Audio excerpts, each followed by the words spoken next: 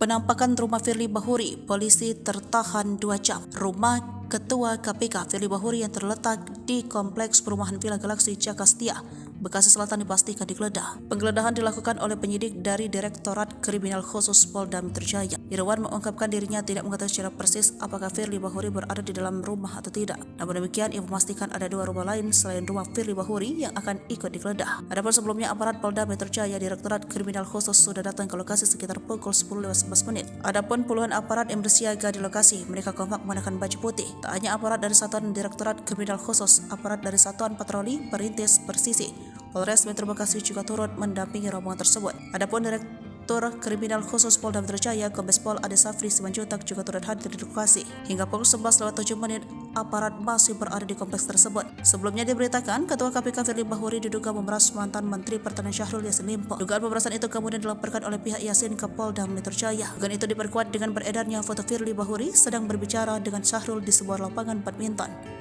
ketika Syahrul belum ditetapkan sebagai tersangka oleh KPK. Firly kemudian mengaku bertemu dengan Syahrul di lapangan badminton sebelum KPK memulai penyelidikan dugaan korupsi di Kementerian Pertanian. Pengakuan ini disampaikan Firly dalam pemeriksaan di Barreskrim Polri yang berlangsung sejak pukul 10 hingga pukul 7.30 hari ini, Selasa 24 Oktober 2023.